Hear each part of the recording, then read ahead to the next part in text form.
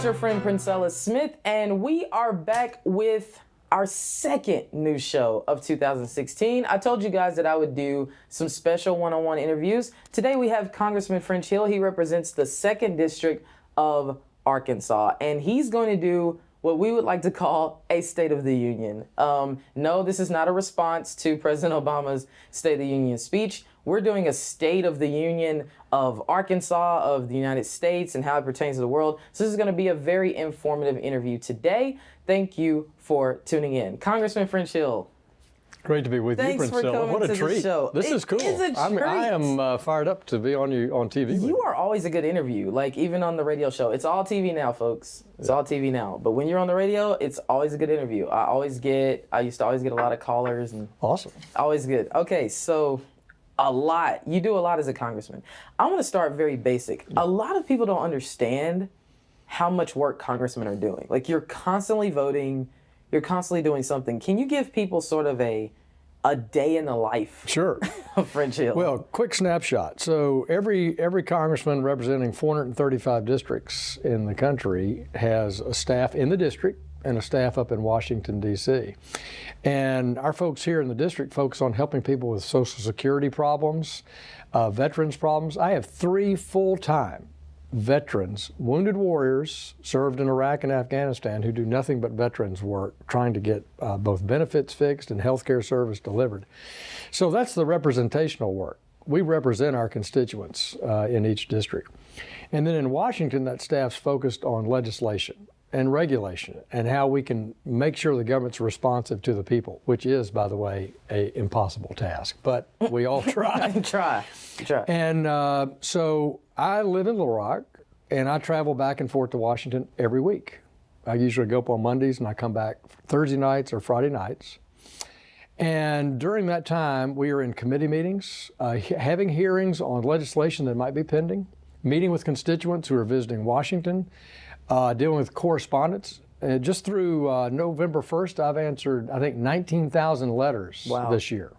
19,000. And that's before, and here we are in January. Right. That was just the last number I remember through the 1st of November. That's a lot. And so your days are filled with constituent meetings, legislative research, and then we vote. We vote every day. And sometimes those votes take 2 or 3 hours. Sometimes they take 10 hours. Can you explain that a little bit? Because I think, we've both worked on the Hill. You worked on the Hill, and now you're a congressman. And I worked on the Hill. I think people think you're just, sometimes, right? They think congressmen are just sitting at the desk waiting on people to call the office and maybe doing a little bit of theater on the House floor. Can you really explain what goes into voting? And We have a 72-hour rule where we're supposed to not vote on anything till after it's been posted on the internet. This is the legislation and the explanation of legislation for 72 hours. So as we get ready for the next week, we're looking at amendments, we're looking at the bills. There's a lot of reading, a lot of preparation about, well, what is that bill? What's the text say? What's the background on it? When was the last time it was voted on? So there's a lot of research function. I think the congressmen and their staff spend a lot of time in what I would consider sort of a research function about what we're getting ready to vote on and what we're working on. And then there is a lot of public interaction, as I say, with constituents and public hearings. Those take, I'd say, half the day. You're in a hearing process or with constituents visiting. And so if you want to read the newspaper, or the electronic version of the newspaper, I recommend to my colleagues you better get that done before 7:30 in the morning because your day starts at 7:30 and it runs. I get home at 10 o'clock at night. When do you get up? I know you're an exerciser. Yeah. And how do you start your day? I mean, are you up at like 4? No, 5? No. I'm not a morning person. Okay. No, I mean it doesn't mean I don't want to get up in the morning, but I don't like to communicate with anybody except Jesus in the morning. I got you. I want peace and I want quiet. But in the morning, I'll do a little, try to have a little prayer time. I'll do a little bit of stretching, a little bit of workout at home. If it's today I think I can go for a walk, I'll go for a walk. And then I'll read the Democrat Gazette online. So I keep in touch every day. It's convenient, right? You can get it on your phone. Correct. I get it on my phone and I do that. And so I usually get to the office about 7:30 or 8, and then that day starts. And some days are just a incredible march to get through it, and you might get back to your bed around 10:30 or 11. So you're working hard. Yeah, it's And people need to know busy. that It's a busy job. It's a very busy, constant. And I think about these members of Congress that travel home every weekend that live on the West Oh Coast. gosh. So Yeah, I have too. My elapsed time, I'm on airplanes to do my job weekly about 8 hours a day. But lots of people leave their families on Sundays and have a traveling sales job or service job all over this country. Sure. So I don't think you should feel sorry for members of Congress because they travel every week. I mean, a lot of America travels every week. But members of Congress are actively trying to represent their district through the constituent operation and through that legislative operation. And it's a big job. We ask a lot of our members. I've only done it a year, but we, as a private citizen, as a taxpayer, we ask a lot. Yes, we do. Of these. And I want people to know. I mean, because it isn't to make people feel sorry for a congressman or anything. I just want people to understand that. Look, I think the majority of people in Congress are really working for their constituents. Right. I mean, whether or not we agree with them on policy or politics or an approach to a certain way, Right. they really are trying to do what's best for their district. Yeah. I would say that. Would you agree? Do you think I do, most of your and that's colleagues why are? I think the Constitution, I think that's why James Madison and the people who wrote the Constitution created this concept of the House of Representatives being close to the people with 2-year terms to keep them constantly focused on what people at home are saying. Because a 2-year term will do that. Right. And you you stay gotta connected. get reelected. You stay connected. And Yeah. so I think they really do have at the heart of their constituents in mind every day, whereas the U.S. senators serve a 6-year term. And it's a little bit more reflective job. I mean, they're really not, they're can still play a focused on little their long ball. constituents, but Yeah. they can work and think about things a little differently than someone with a 2-year term that really wants to make sure that every county judge, every constituent group, our working citizens, our entrepreneurs, our business people, our veterans, that you stay in touch with. Let's talk about the state of our union, our country, and then let's talk about the state of Arkansas. Yeah. And I think maybe I want to start with Arkansas. I mean, I will say your staff is very good. They do a good job. They're very responsive on the ground here in Central Arkansas, and I mean it's a lot. You have how many counties? Got 7 counties. 7 counties. And it's a lot of people. It is. Every district, this is something just good trivia, I think every congressional district is approximately 800,000 people. Maybe there are a few with a few more, but that's about what the census has allocated to all 435 districts now. Have you gotten something that's been your main focus for Central Arkansas? I know there's several moving parts, but have you taken on a pet project or something that you want to focus on? Two things that have guided me in Central Arkansas in my first year in Congress. Number one, I went to all my county judges and my mayors and I said, what are your priorities? What are your projects? What's going on in your locality that I need to know about as the congressman if there's some way I can be of help? And I've worked on all kinds of things, from road projects to bridge projects, to helping people think through park locations, to helping Valonia rebuild from the tornadoes, for example, or Mayflower. And then I wanted, as a guy who's been in business for 30 years, I wanted to get into the knowledge about our veterans community and Little Rock Air Force Base and Camp Robinson. They play a major role in our economy and in our society. But for me, it's not an area in my background because of being in business here in Little Rock. So this first year, I've spent a lot of time understanding veterans issues and trying to help veterans here and get the priorities for Camp Robinson and Little Rock Air Force. I'm glad to hear you say that about veterans because even your predecessor, Tim Griffin, also focused on veterans. It is sad to me that so many veterans go without the things that they need. Right. I think if you fought for this country, you should be taken care of. Right.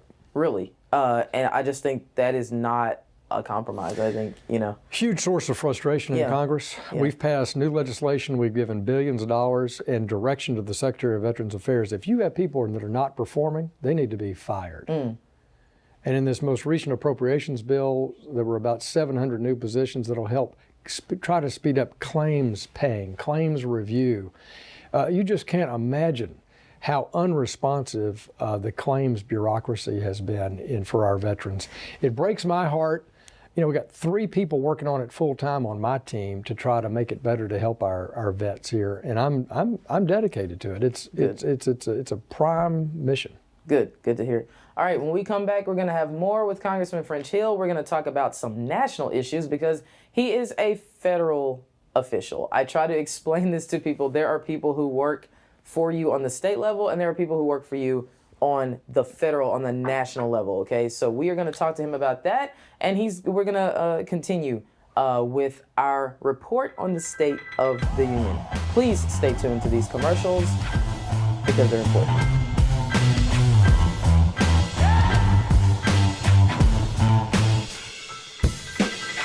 Engage the Nation is a team of millennials providing insight on a range of topics important and from a Christian perspective. Join our efforts today to support our television ministry. You can visit engagethenation.net to do so. Just $5 or $10 would go a long way towards our ministry.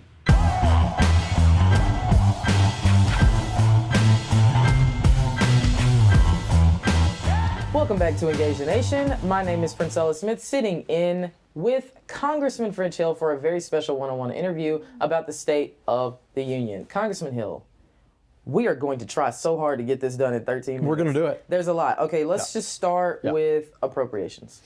So appropriations bills are how Congress exercises the power of the purse. And the House passed 6 through the House floor and all 12 through the committee, but the Senate didn't do any.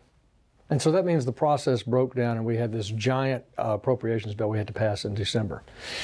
But the good thing about it is most of that legislation had come through the House, and I supported it because we're at war and national security is number one.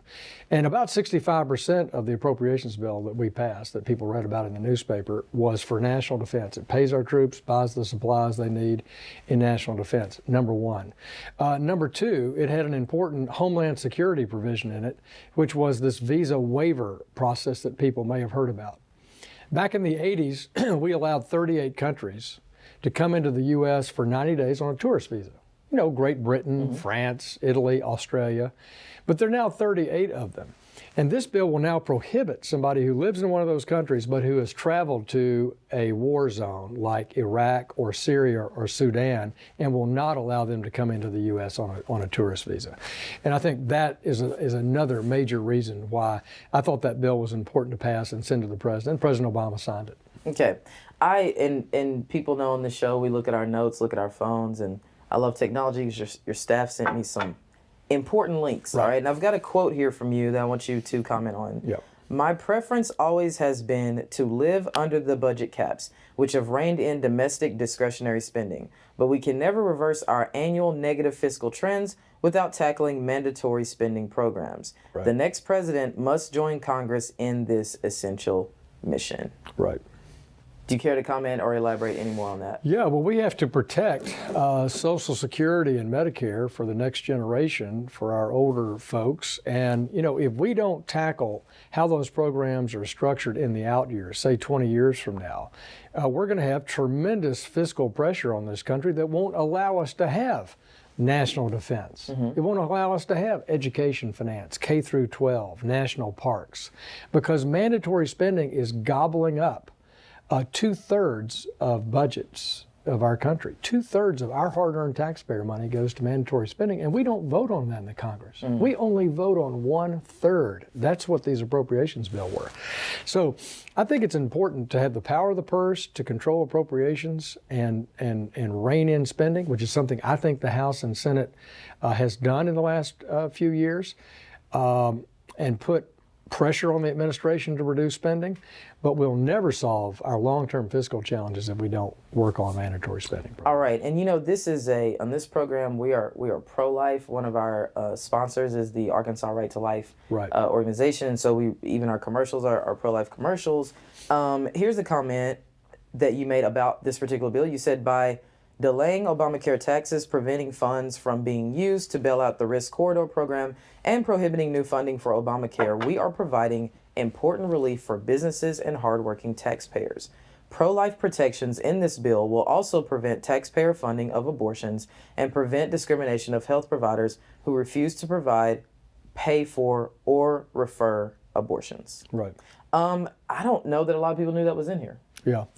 The appropriations bill, at least in a lot of media, has not emphasized this. And the Hyde Amendment and the prohibition on federal money being used for abortion is in the appropriations bill. But most importantly, last week we voted on a bill that President Obama vetoed Friday, which eliminated all funding for Planned Parenthood.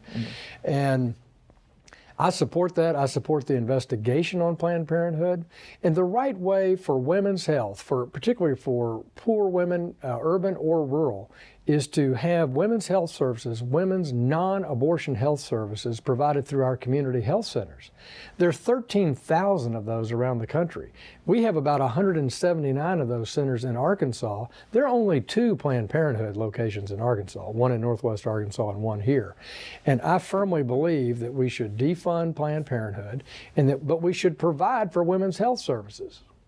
Pap smears and mammograms and preventative health and prenatal health. And that can be done through these community health centers that have nothing to do with abortion and have nothing to do with Planned Parenthood's terrible, barbaric procedures and their outrageous attitude about that, which I think has broken the hearts of so many people. And I found those videos so disturbing. And so this Congress has been very pro-life, and I'm proud of my pro-life rating, but I think this Congress has had life. I don't want to make a claim like it's the most productive pro-life Congress in American history, because I don't know that that's true. But when I look back on our voting, what we voted for this year, I'm proud of that. Yeah, and I'm glad you brought up some interesting points. We had Rose Mims, who's the executive director of Arkansas Right to Life. We had her on the show, and I asked her to talk about, the fact that the people who are on the other side of this issue, the pro-abortion people, like to say that people who are pro-life, particularly Republicans, although I don't want to make this political because there are pro-life Democrats, but they say that people who are pro-life don't care about the lives of the mother, they don't care about the health, and they try to tie this into sexism, which I think is so unfortunate because in the words of one of the presidential candidates running, he said, I believe that years from now, when people are reading history books and looking at what the United States has done in allowing abortions, we will be viewed as barbaric. Yeah. It will be viewed as, how could this ever be legal? How could it have ever been legal? So I like to hear that you've taken a holistic approach and you said we do have to offer health care for women, but again, through other clinics, not Planned Parenthood and not supporting what they do. Right, and I was proud to, Paul Ryan, who's our new Speaker of the House from Wisconsin, is a Roman Catholic who's a great leader in the pro-life movement. And Paul has had many members now join him in signing the amicus brief for the Little Sisters of the Poor case. And, that's the kind of engagement that we have in this Congress that goes beyond on what we might just vote on, that talks about a commitment of our leadership to setting an example that life's important and that we should talk about it, as you say, in a holistic way, which is, gosh, we love our mothers, we love our children, and we want them to have access to health care if they're poor, but through a way that does not end up in what has become really, I think, a disgusting and sad outcome that we witnessed in last August and September. Exactly. And you're a father and a husband, I want to also point out. Yeah, so I've got a beautiful 16-year-old and 19-year-old, my 19-year-old daughter and my sweet bride. But, that's why I pray for adoption every day. I pray for a change of heart because, we're not going to do this all by laws. We've got to do this by a change in spirit. I like it. Okay, moving on to some international, well, I guess not really international, it's more of Homeland Security. You introduced a bill, and put this up on the screen, H.R. 4086, which is called the Security Verification for Refugees Act. Now, you introduced this. Right. That's a lot of initiative for a first-term congressman. It says it would expand the vetting process that's proposed in another bill. I guess it's already there, H.R. 4038. So you want to expand this. Right. I guess really talk about that, explain that? Sure. I think Americans are really listening to this now, Oh, yeah. considering what's been happening. Well, I think San Bernardino and Paris were another generational moment for a lot of people in America that literally are concerned and fearful and believe that the president has dropped the ball from a national security point of view in protecting the homeland from the expansion of Islamic terrorism. So the House passed and has gone to the Senate, and the Senate's going to debate it, I think, in the next couple of weeks. Okay. That first bill you mentioned, which was saying extra vetting for Syrian or Iraqi refugees.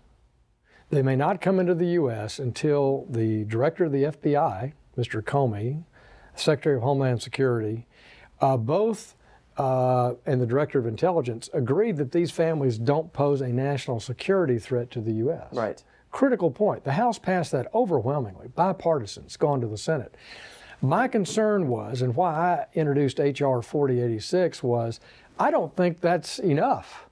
Syria and Iraq are two major war zones, but my bill sets up a process where the Department of State and Homeland Security rate countries high, medium, low risk vis-a-vis terrorism travel, and that those countries are added so that statutorily we can add more countries without going back to Congress for a new bill. And I think that will add an area of protection for the homeland, like from people traveling from sub-Saharan Africa, Right. Where Al-Qaeda is very active. Yes. Or Yemen or Afghanistan. And then even we've had recently that 2 Iraqi Palestinian refugees were arrested here in the United States. Right. That just came out just in the last 24 hours. Just right before we have recorded this, but Houston and California is where these people were found. So it's like it's not even concentrated anymore. I know when I went to counterterrorism school, a lot of it in the United States was in Minnesota, in like a Somali community in Minnesota. But now it's popping up everywhere. Even the police officer who was shot by someone who screamed out that they were doing it in the name of ISIS, that happened in Pennsylvania. Yeah. So it's all over. So I'm on the Financial Services Committee, which is the old banking committee of the House of Representatives, and I sit on the Terrorism Finance Committee. And I'm proud to be on that task force because we're trying to stop the money flow to terrorist organizations like Hamas and Hezbollah, something you know more about than I do. ISIS, Al-Qaeda, the Taliban in Afghanistan. And this is a real key area. We've got to use diplomacy, our military strength, and financial power to strangle and destroy these terrorist cells. And that's what I hope and I know the American people believe that. I know they do. And we've got to get our leaders in Washington to realize this is a major challenge to our country. It's not a challenge, it is a major, major challenge that we've got to grapple with. Well, unfortunately, I think that in a way, it has required, or it has almost taken these homegrown terrorist attacks to sort of wake everybody up to that. Right. I think we've had sort of a propaganda war on this in the United States, and I think it's sad because these issues really should not be partisan. These are just issues that affect us as a country, as a people in the United States. So I really hate when I see left versus right on it, because I'm saying really you need to just care about this in general. Right. This is absolutely not a Democratic or Republican issue, and it shouldn't be starved to death by political correctness. We've had our 2 recruiters here attacked by an Islamic terrorist right here on Rodney Parham Road in Little Rock in 2009. One killed, one severely wounded. And we saw Chattanooga, Tennessee. We've seen San Bernardino. We've seen Major Hassan at Fort Hood. We've seen Boston. We don't need to know that this is a risk in our country, and we need to take every effort we can to protect our homeland. All right, so we're going to do 1 more minute with you. All right, we got 1 more minute. See, I knew we would fill this entire segment. 1 more minute. In this minute, because this is a faith-based program, can you talk about, I always say it's important to pray for our leaders. That's biblical. There's several scripture references about praying for our leaders. Give us 2 things. One, when people are praying for you, I know our church prays for our leaders, my Christian friends pray. When they're praying for you, if you had an opportunity to just give a prayer request to the Right. people praying for you, what would that be? And secondly, just briefly, the importance of like faith in your life and how that's guiding you as you make important decisions. Yeah. Well, I think pray for wisdom and judgment. I think when we're a constitutional republic, and we've elected these people to represent us up in Washington, D.C., and we cede them that authority. So praying for wisdom and judgment, I think, would be my prayer request. And, you know, I think I force myself, as I mentioned a few minutes ago, take time to spend time with our Lord, take time to pray. Jesus was pressed on by the crowds wherever he went. And you know, in John, we read that he just went away to the mountain and prayed, and particularly after times of where I know he felt drained in his mission. And I know the disciples wanted his constant leadership, but he took time to go pray. And that's what I try to do every day. I don't know if it doesn't make any difference when it is. I think open conversation with our Lord is what he wants. That's our relationship with God, and you can't have a good relationship with anybody you don't invest in.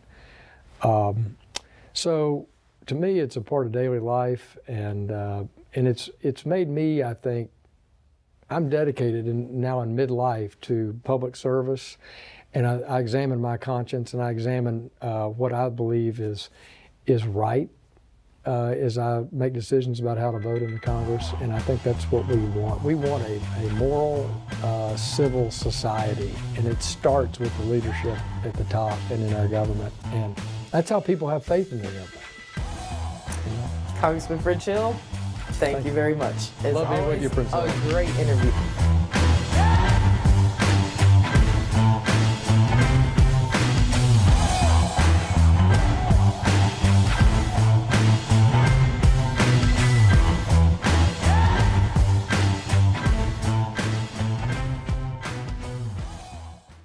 Well, thank you so much for watching. I hope that you enjoyed watching almost as much as I enjoyed interviewing Congressman Princella. He's always a great guest on any show that I have. So if you want to know more about what Congressman Hill and his staff are doing for you, you can visit hill.house.gov. It's on the screen as well as their Twitter account and Facebook accounts. That's all the time we have. Visit us at engagethenation.net and support this ministry. Thank you very much. We'll see you next week.